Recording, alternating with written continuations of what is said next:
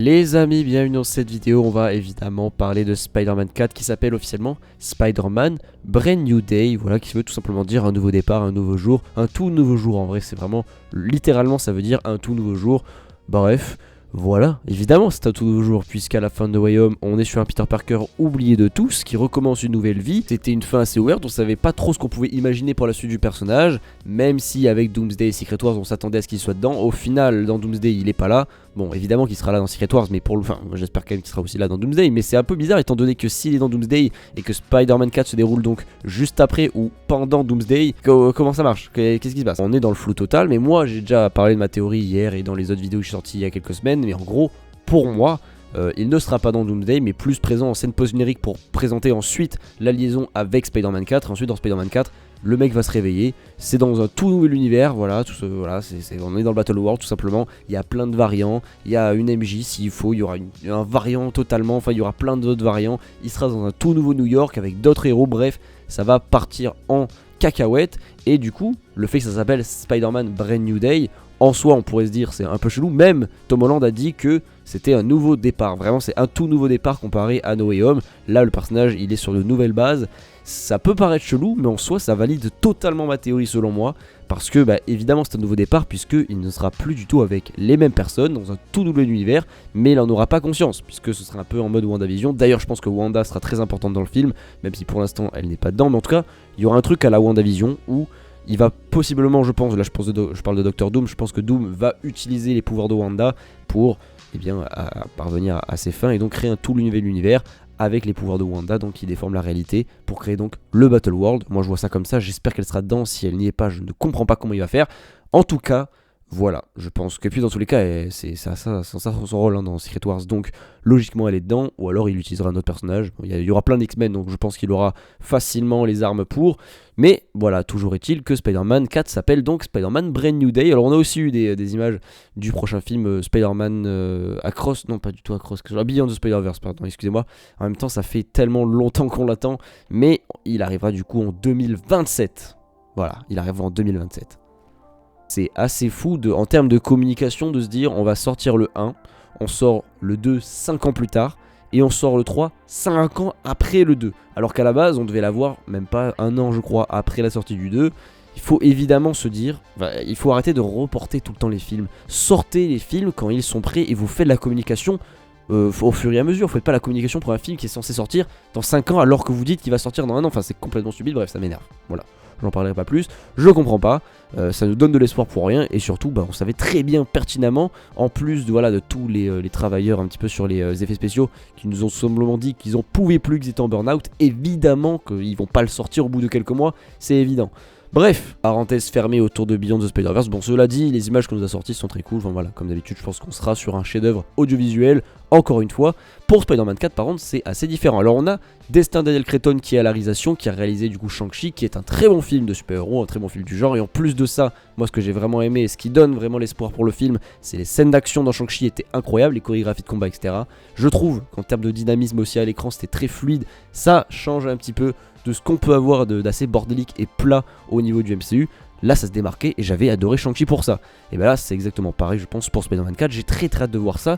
Encore avec le concept autour je pense du Battle World, possiblement un truc qui va être entre le street level et le multivers, puisqu'on sait très bien que le film est directement lié à Doomsday, ça c'est sûr et certain, on nous l'a dit tout simplement, je peux pas vous dire plus, c'est lié à Doomsday et ensuite ça va évidemment aller sur Secret Wars, mais Spider-Man logiquement va être dans un tout nouvel univers au moment du film. On va être sur un Spider-Man qui va être totalement changé, qui aura un tout nouveau costume, qui va être totalement différent et avec un peu plus de maturité, puisque souvenez-vous bien que le dernier film Spider-Man est sorti il y a du coup ça fera 5 ans au moment où on verra du coup Spider-Man 4, ça fera 5 ans. Alors on dirait comme ça que No Way Home c'était il y a pas si longtemps, c'était déjà il y a 4 ans quand même, hein. Voilà, c'était il y a 4 ans. Alors j'abuse, ça fait 3 ans et demi si vous voulez, parce qu'on n'est pas totalement à la fin de l'année, on n'est pas du tout à la fin de l'année prochaine, mais vous avez compris, en gros quand le film va sortir ça fera quasiment 5 ans. C'est énorme, voilà, il n'y a jamais eu autant de temps entre un film Spider-Man et un autre, c'est tout simplement colossal, c'est pour ça que je pense que le personnage va énormément évoluer, peut-être même, voilà, qu'il aura du coup, j'en sais rien, une nouvelle amoureuse, et donc la fameuse Sadie Sink, c'est une MJ, même s'il y a quand même une différence d'âge entre Sadie Sink et Tom Holland, mais pas trop, je trouve. Mais bref, voilà, c'est un petit peu chelou. Mais du coup, la MJ qui sera dans le film, du coup, donc Sadie Sink, imaginons que c'est MJ, bah en gros, ça sera juste voilà, un nouvel univers dans lequel Peter a l'impression qu'il est depuis toujours, et en fait au fur et à mesure il va comprendre qu'il est pas dans l'univers dans lequel il est de base, et qu'il est dans le Battle World, et c'est là que il va se dire oula, qu'est-ce qui se passe, et boum, ça va partir en sucette. Un peu le même principe et le même fonctionnement que WandaVision, mais avec Spider-Man dans un film, ça va être absolument génial si c'est ça, hein, parce que si c'est pas ça, je passe pour un énorme clown, mais je pense que c'est ça peut pas être autre chose, étant donné que le film se passe littéralement pendant ou juste après Doomsday, vous vous en doutez bien, mais alors par contre ça se passe pendant Doomsday, j'avoue du coup on peut être totalement sur un film classique en fait. Il y a deux théories avec ce film, là en plus ça s'appelle Brand New Day, donc c'est un tout nouveau jour. C'est un peu étrange que ça ne se passe pas dans le Battle World, étant donné que si c'est un tout nouveau jour, théoriquement on peut se dire que c'est un tout nouvel univers, c'est un peu la traduction que ça pourrait être, parce que si c'est un tout nouveau jour, le film peut pas s'appeler comme ça si ça se passe pendant Doomsday et qu'à la fin, boum, ça part en Battle World, et là évidemment... voilà, incursion, tout ça machin, vous connaissez la chanson. Après ça peut être aussi stylé si le film du coup Spider-Man, donc Brand New Day, ça se déroule effectivement comme un film voilà classique Spider-Man et tout, dans l'univers 616, normal. Là pour l'instant il n'y a pas la menace de l'incursion et tout, Doomsday pour l'instant n'arrive pas, et à la fin du film il y a l'incursion, ou alors elle est au début, je sais pas vraiment comment ça va se passer, mais logiquement il devrait donc pas être dans Doomsday s'il y a Spider-Man 4 qui se déroule pendant Doomsday ou après Doomsday, bref, il y a beaucoup de questions. Logiquement, là en termes de pure logique, si ça se déroule pendant Doomsday, évidemment il ne sera pas dans Doomsday et dans Spider-Man, il peut pas être dans les deux mêmes films pendant la même période, c'est pas possible. Donc logiquement, s'il y a Spider-Man 4 qui se déroule pendant et que les événements du coup de Doomsday vont impacter aussi, donc possiblement dans une scène post-générique de Brand New Day, donc ça va impacter le film, logiquement il ne sera pas dedans. Donc pour moi en vrai ça me choque pas s'il est pas dans Doomsday, d'ailleurs c'est plutôt cool en vrai qu'il soit pas dedans. Le pire c'est qu'ils sont pas obligés de le mettre, parce qu'avec tout ce qu'ils ont fait en termes de casting là déjà avec les X-Men et tout, bah c'est déjà énorme, ils ont déjà validé les 2 milliards, donc il n'y a pas vraiment besoin, c'est pas crucial de mettre Tom Holland étant donné que juste après il y a Spider-Man 4, donc ils sont pas obligés de le mettre alors qu'il y a Spider-Man 4 juste après. Le film va quand même cartonner, les deux films vont quand même cartonner. Par contre s'ils le mettent dans Secret Wars, là c'est le divertissement absolu, là c'est fou. Donc en vrai là quand je suis en train de parler en continuant et tout, je me rends compte que je sais pas trop quelle théorie suivre en fait pour ces deux films, enfin surtout pour Spider-Man 4. Je me dis, dans un sens il y a Doomsday, donc je pars du principe qu'effectivement il se déroule pendant, c'est que les deux films se superposent, voilà, il se passe en même temps, exactement comme Infinity War et Ant-Man et la Guêpe, pas du tout Ant-Man et la Guêpe contre Mania, mais juste Ant-Man et la Guêpe, bah, les deux films du coup, Infinity War et Ant-Man et la Guêpe se déroulent au même moment. Ça peut être évidemment pareil pour Doomsday, et donc à la fin de Doomsday, imaginons, il y a le Battle World qui se crée, ou bien il y a une incursion, et bah on le verra donc en scène post-générique, ou à la fin du film de Brand New Day, et donc voilà, le film Brand New Day se déroule logiquement juste avant Doomsday ou un peu pendant, et donc on est dans un univers totalement normal, juste un film street level assez sympa, et à la fin ça part en couille avec le multivers. C'est cool. Là si c'est ça c'est cool. En fait dans les deux cas c'est cool. C'est soit effectivement donc c'est bien ça, soit du coup il y a Doomsday, ça part en Battle World, et du coup boum, dans Spider-Man Brand New Day on est dans le Battle World. Logiquement vu le titre ça serait pas étonnant étant donné que c'est un tout nouveau départ, donc évidemment vous connaissez un petit peu l'histoire de Doom et possiblement de Secret Wars, mais en gros s'il y a le Battle World, logiquement c'est un tout nouvel univers, les gens ne se souviennent pas de leur vie d'avant, un peu à la WandaVision, c'est avec les pouvoirs de Wanda, tout ça, c'est ma théorie. Si c'est ça c'est incroyable, et si c'est pas ça c'est quand même bien, on verra. Moi je suis quand même très confiant par rapport aux frères Russo, donc je sais qu'ils vont faire un truc très bien. Pas de soucis là-dessus, vraiment pas de soucis. En fait j'ai pas vraiment de... Je sais pas quelle théorie choisir, les deux me vont en vrai. Donc je suis très content. Par contre si c'est aucune des deux, je sais pas ce qu'ils font. Je sais pas ce qu'ils font, s'il faut il y aura Spider-Man ni dans Doomsday ni dans Secret Wars. Bon évidemment que oui, ils vont pas se tirer une balle dans le pied quand même. Mais j'avoue que je suis quand même curieux de voir ça. Et donc le fait que ça s'appelle Brand New Day, ça confirme un peu la théorie. Mais en même temps c'est un peu chelou parce que Tom Holland il dit c'est un tout nouveau départ. C'est pas tout nouveau départ si on part encore une fois dans le multivers, hein. Tu vois un petit peu ce que je veux dire, donc je sais pas, mais en tout cas le fait que voilà, même au niveau des castings avec Sadie Sink, possiblement un Miles Morales ou un Harry Osborn, on sait pas, il y a beaucoup de choses qui se passent en interne et tout avec le film. Ça d'ailleurs c'était cet été, hein, ça commence le tournage, donc franchement je suis ultra confiant par rapport à la suite du MCU. Là encore une fois je l'ai dit, même avec Thunderbolt, bon je l'avais dit aussi pour Captain America. En vrai Captain America c'était peut-être le dernier projet un peu nul ou un peu moyen qu'on attendait. Thunderbolts peut-être en fait partie, mais j'avoue que Thunderbolts pour le coup je suis de plus en plus hypé. Plus on a des images, plus on a des trailers, plus on a des infos, franchement je suis hypé.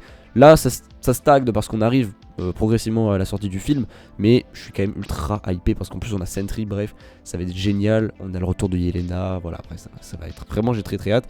Et surtout juste après on a les 4 Fantastiques, Ah, juste après on a Doomsday, et juste après on a Spider-Man 4, mais là c'est fou, là c'est totalement fou ce qu'on va avoir, et après Secret Wars, et pour le reste vous connaissez. Mais vraiment là pour la suite je suis vraiment trop content parce que là on va revivre encore une fois ce qu'on a vécu en 2017, en 2018 avec les trailers d'Infinity War, d'Endgame et tout, où la hype montait, on attendait chaque info, chaque image, chaque leak et tout, on en parlait, on théorisait. Ça va être trop bien de revivre ça à notre époque là, enfin du coup pour ceux qui ont vécu ça à l'époque, le revivre là maintenant, après tout ce qui s'est passé avec le MCU, hein, il y a eu beaucoup de scandales, beaucoup de sauces et tout, mais quand même on en est là, on va quand même revivre ça. Et j'ai l'impression que ça va être encore plus intense qu'avant, parce que là avec le multivers et tout, il y a tout le monde qui peut revenir. J'ai l'impression du coup avec le casting qu'ils veulent vraiment faire revenir tout le casting de Marvel des années 2000, enfin toutes les sagas qu'il y a eu, de la Fox, de Sony et tout, ils vont faire revenir tout le monde. Et je suis trop content, en plus ils commencent déjà même avec Netflix, avec les séries Netflix, donc Punisher, Daredevil et tout, en ce moment avec Daredevil Born Again. Donc là ils sont en train de tout rattraper en mettant tout ce qu'ils avaient perdu au centre de l'attention. Donc c'est un énorme move, hein, j'ai envie de dire, bravo à eux. Mais du coup, ouais, ils vont taper le milliard, ça c'est sûr, plusieurs milliards même. Donc voilà. Pour Doomsday, je pense qu'on sera sur le film le plus attendu du siècle, peut-être, je sais pas. Malgré le fait que les gens arrêtent pas de dire que le MCU est mort, bah là, pas du tout. Hein. 275 millions de vues, d'ailleurs j'en ai parlé pour ceux qui regardent un peu la chaîne et les TikTok, mais en gros, 275 millions de vues, c'est le chiffre de vues, donc du coup, sur le live casting. C'est-à-dire ils ont regardé pendant des heures des chaises pour avoir des noms et pour théoriser sur les... Enfin, c'est incroyable. Mais en termes de communication, ils sont trop forts. Après, pour le reste, ils ont quelques complexités, mais ils sont vraiment trop forts. Et là, ça a hypé, mais toute la planète. Je peux pas vous dire plus. Donc, vraiment trop content de revivre ça encore une fois. Là, on commence progressivement à y arriver. C'est-à-dire là, les tournages commencent, on a le casting, on a les titres. Là, ça tombe, on a les titres même de Spider-Man 4. Là, ça tombe vraiment en termes de communication. On commence à rentrer dans le truc. Et puis là, après, avec la sortie des Fantastiques, on va avoir progressivement les petits trailers de Doomsday, de Spider-Man 4 et ensuite l'année prochaine de Secret Wars. Mais en tout cas ça commence à s'accélérer et ça fait plaisir, vraiment je le répète. Mais en tant que fan, moi j'étais quand même assez jeune, j'étais au collège à l'époque où il y avait donc du coup Infinity War Endgame, et j'avais pris ça, mais j'avais pris une claque monumentale en tant que fan. Je venais de découvrir Marvel, enfin je commençais à découvrir Marvel, donc j'étais trop content de vivre ça et tout. Et là ça va être encore plus intense, j'ai l'impression. Donc on va voir, mais je suis trop content, très très hypé. Et puis voilà, là les fanboys Marvel vont être absolument aux anges, moi y compris. Donc voilà, on en parlera bien évidemment comme d'habitude sur la chaîne. N'oubliez pas de vous abonner pour ne rien louper. Portez-vous bien, à la prochaine, ciao.